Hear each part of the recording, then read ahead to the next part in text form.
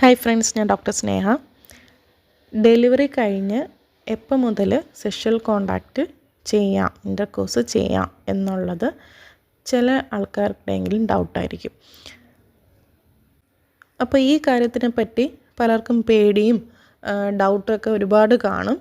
അപ്പോൾ അതിനെക്കുറിച്ച് ക്ലിയർ ചെയ്യുന്ന വീഡിയോ ആണ് ഇന്നത്തെ വീഡിയോ. അപ്പോൾ എല്ലാവരും സബ്സ്ക്രൈബ് ചെയ്യാത്തവർ സബ്സ്ക്രൈബ് ചെയ്യുക, എന്നാലേ ഇനിയുള്ള വീഡിയോസ് വരുമ്പോൾ നിങ്ങൾക്ക് അതിൻ്റെ നോട്ടിഫിക്കേഷൻ കിട്ടുകയുള്ളൂ. അപ്പോൾ നമുക്ക് വീഡിയോയിലേക്ക് പോകാം. ഡെലിവറി കഴിഞ്ഞിട്ട് എപ്പോൾ മുതൽ സെക്ഷൽ ഇൻ്റർകോഴ്സ് ചെയ്യാം എന്നുള്ളതിനാണ് ഇന്നത്തെ വീഡിയോ.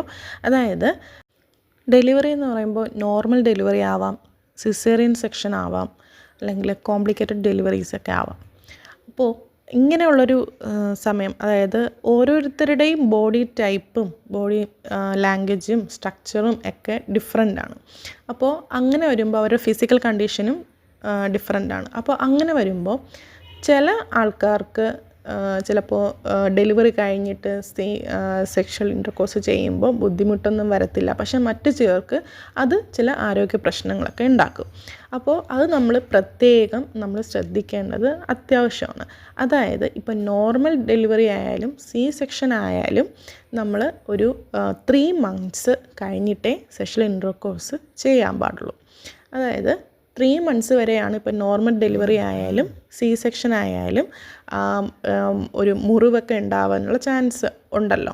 ആ മുറിവൊക്കെ ഉണങ്ങാനുള്ള ചാൻസ് നമ്മൾ കൊടുക്കണം. അതായത് നോർമലിലാണെങ്കിലും സെക്ഷനിലാണെങ്കിലും മുറിവുകളുണ്ടാവും. നമ്മളുടെ സെക്ഷൻ്റെ ആയാലും ഇപ്പോൾ സെക്ഷൻ ആണെങ്കിലും മുറിവുകളൊക്കെ ഉണങ്ങാൻ ഭയങ്കരമായിട്ട് താമസം വരും. ആ താമസത്തിൻ്റെ അളവെന്ന് പറയുന്ന ഒരു 3 months എങ്കിലും ആ മുറിവൊക്കെ പെട്ടെന്ന് ഉണങ്ങി എടുക്കാൻ ചില ആൾക്കാർക്ക് പെട്ടെന്ന് ഉണങ്ങും, ചിലർക്ക് പെട്ടെന്ന് ഉണങ്ങില്ല. പ്രത്യേകിച്ച് ഉള്ളിലൊക്കെ ഉള്ള മുറിവുകൾ പെട്ടെന്നൊരു 3 മാസമൊക്കെ വേണം ഉണങ്ങാൻ വേണ്ടിയിട്ട്. പിന്നീടുള്ളത് നോർമൽ ഡെലിവറിയാണ്. നോർമൽ ഡെലിവറി ആണെങ്കിലും അതിനും മുറിവുകളുണ്ട്. അപ്പോൾ അതും ഉണങ്ങാനും ഒക്കെ ഉള്ള സമയമെന്ന് പറയുന്നത് 3 months. അപ്പോൾ രണ്ടിലും നമുക്കൊരു 3 months നമ്മളത് വെയിറ്റ് ചെയ്യണം. അതിന് ശേഷം മാത്രം സെക്ഷൽ ഇൻ്റർകോഴ്സ് ചെയ്യുക.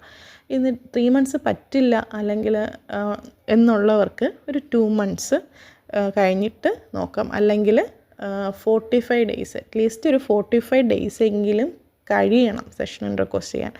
പക്ഷേ 3 months ആണ് മെയിനായിട്ട് നമ്മൾ 3 months നോക്കേണ്ടത്. പക്ഷേ അതും പറ്റത്തില്ല എന്നുള്ളവർക്ക് 45 days എങ്കിലും മിനിമം കഴിഞ്ഞിരിക്കണം. പക്ഷേ എന്നിരുന്നാലും നമ്മൾ 45 days ഒക്കെ ആകുമ്പോൾ ഒരു ചെക്കപ്പൊക്കെ നടത്തി, കുട്ടിക്കും അമ്മയ്ക്കൊക്കെ ചെക്കപ്പൊക്കെ നടത്തി കഴിഞ്ഞ ശേഷം ഡോക്ടറിൻ്റെ അടുത്ത് പറയുക ഇന്നതാണ് സംഭവം എന്നുള്ളത് പറയുക.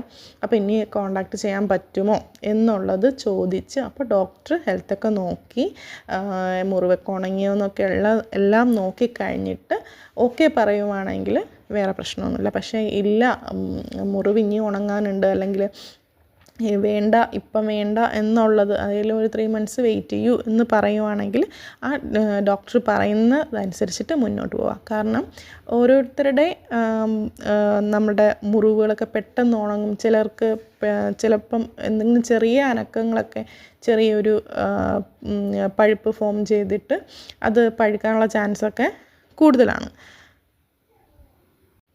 അപ്പോൾ ഇത്രയേ ഉള്ളൂ. അതായത് നോർമൽ ഡെലിവറി ആണെങ്കിലും സെക്ഷൻ ഡെലിവറി ആണെങ്കിലും 3 മാസം റെസ്റ്റ് കൊടുക്കുക, മുറിവുകളൊക്കെ ഉണങ്ങാൻ വേണ്ടിയിട്ട്. ഉള്ളിലുള്ളതും പുറത്തുള്ളതുമായിട്ടുള്ള മുറിവുകൾ ഉണങ്ങാൻ വേണ്ടിയിട്ടുള്ള റെസ്റ്റ് കൊടുക്കുക. അത് പറ്റില്ല എന്നുള്ള ആൾക്കാർ ഒരു 45 days എങ്കിലും ജസ്റ്റ് കഴിഞ്ഞിട്ട് വേണം സെക്ഷൽ ഇൻ്റർകോഴ്സിന് ഏർപ്പെടാൻ വേണ്ടിയിട്ട്.